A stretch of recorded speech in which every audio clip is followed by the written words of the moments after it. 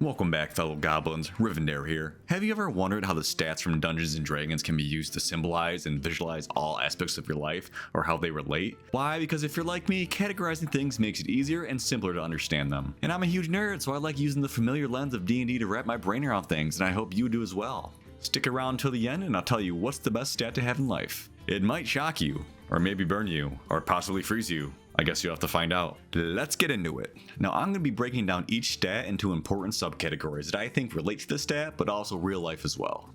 So the first stat we're going to be starting with, strength.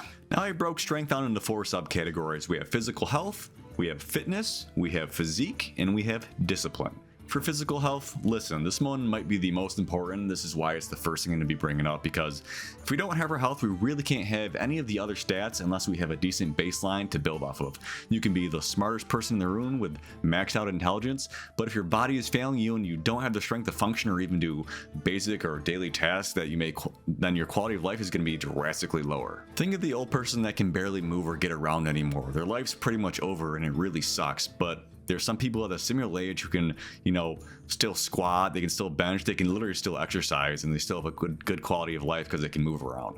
Fitness. Now, how do you make sure you have the strength to have a strong baseline stat to carry all the others? Well, you need to have a good baseline of fitness, of course. You don't need to be able to run a marathon or deadlift 600 pounds, but a strong baseline matters to build off of. Physique. The more you train your physical body, the more your body is going to change. Whether it's losing weight or gaining muscle, your body is something you can physically see and get feedback from. You can see the progress happening in real time. It might take a while, but so does everything else great worth doing. Now it's going to take some time to go from a level 1 peasant to a level 20 dragon slayer, but when you have built a strong physique, you can see that trickle down all over for the other stats as well. Discipline, the slightly less tangible one. This one is gaining the ability to follow through and carry out all the tasks needed in order to have a well-rounded character. Not to be confused with motivation, because motivation comes and goes. Practicing discipline is to be there when your motivation is gone is key. You need that internal strength to do that. Dexterity. Man, I really shouldn't be playing with knives. Now I've broken down dexterity into 3 subgroups. We have adaptability, we have skills and hobbies, and we have quick thinking. Now, adaptability is how well you roll with the punches in real life. It's the ability to hop off of a rock and not twist your ankle. If I toss you a ball, can you catch it? Are you able to type fast on a keyboard? Can you play an instrument? It's being able to move through our world and through space and to be capable while doing so. Just like with strength, everyone can train their dexterity to become more efficient as well.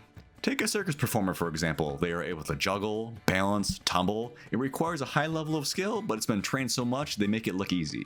Skills and hobbies. Now, when you start learning or training a new skill or hobby, you're not only gaining new experience, but you are subsequently training your dexterity as well. I started training archery recently, for example, and it's been amazing fun. I'm training my hand-eye coordination as well as my aim. Now, I felt very comfortable starting archery because I've done so many other sports, activities, and skills in my life that I think many of which have carryover. The skill of throwing a baseball, for example, has carryover to shooting a target.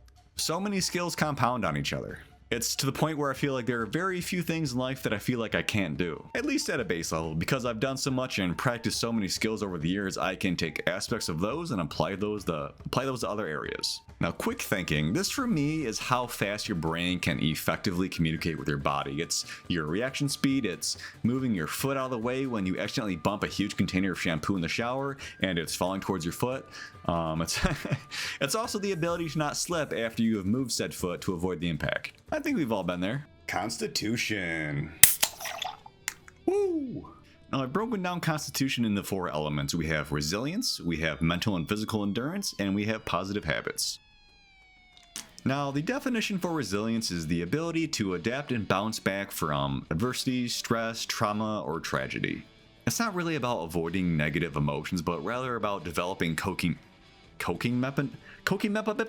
or a strong support system to work through distress and learn from difficulties. Now, working through these even transforms them into growth opportunities if done right.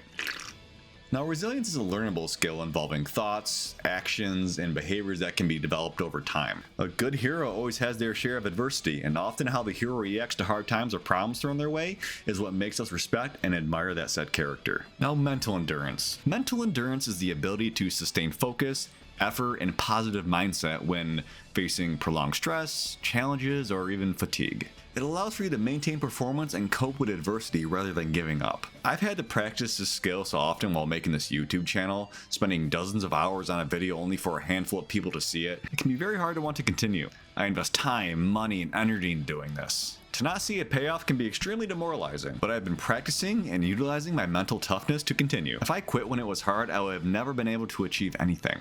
I know from previous experience that I can persevere and overcome adversity to meet my goals in any aspect of my life. Physical endurance. For me, it's the ability of the physical body to bend, but not break. It's to be able to sit well in discomfort for extended periods of time, to recognize that discomfort and tip your fedora at it and greet it like it's an old friend.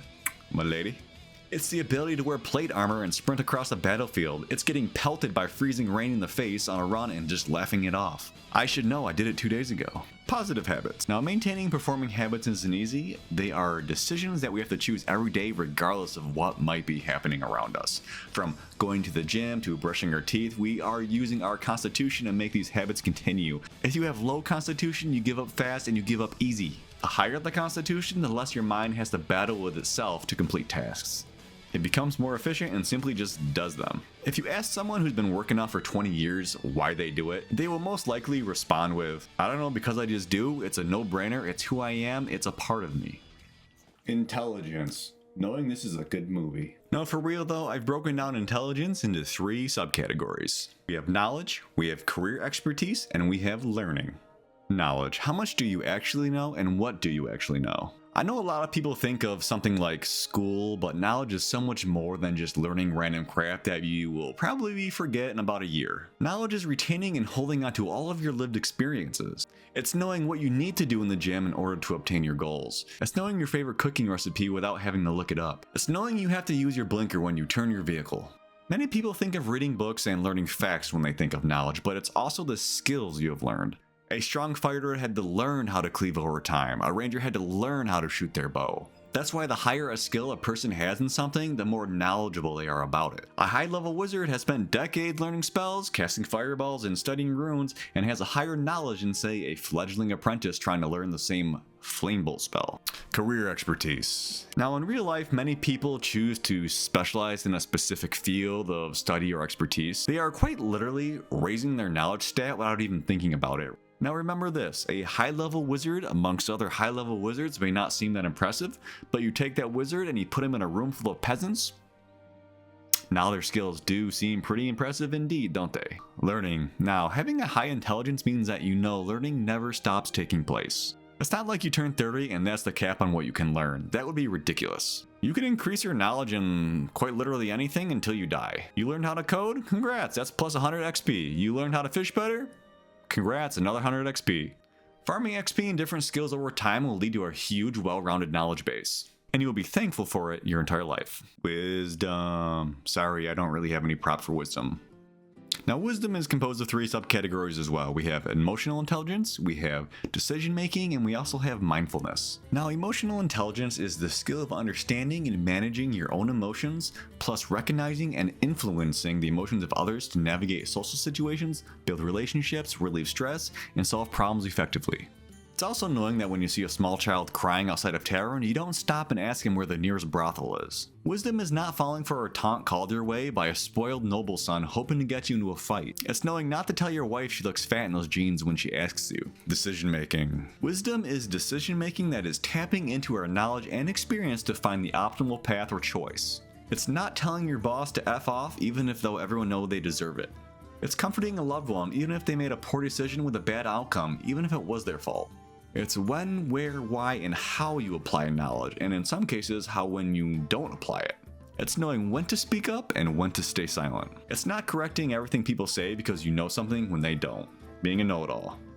Now, mindfulness. Mindfulness is practicing or paying full, non-judgmental attention to the present moment. It's observing your thoughts, your feelings, your bodily sensations, and surroundings with gentle curiosity, rather than getting lost in the past worries or future anxieties. It's taking in the moment for what it is without putting a tint of good or bad over it. It's taking a second after something happens to try and understand it and to not make a rash decision. Charisma. Damn, that was a little zesty. Now, charisma I've broken up into two subcategories. We have social skills and we have relationships. Yeah.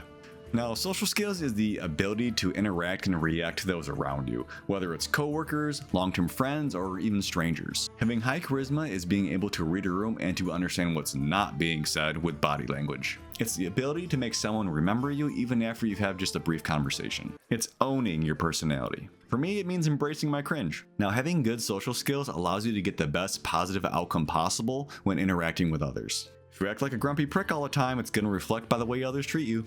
In my experience, it's best to assume positive intent with people's actions unless they give you a reason not to, because it's what they do more than what they say that matters. Actions speak louder than words. What's true is true and will always be true. Remember, when you use intimidate, you want it to mean something. And lastly, we have relationships. Yes, charisma is quite literally the wrist stat, and what comes to so many people's mind is a character trying to talk their way into a sexy innkeeper's pants. And while that maintains true many times, it's also maintaining a healthy relationship with that innkeeper. Charisma isn't a one-time interaction stat. It's something that is on display in every social situation. A stat you should try to keep high even amongst old friends. It still shows that you value and you give a shit about the relationship. If you don't care about someone, it will show through your charisma. Now, the best stat that you can have is the stats you meet along the way. And the fact that this tall boy only has 124 calories. Who knew?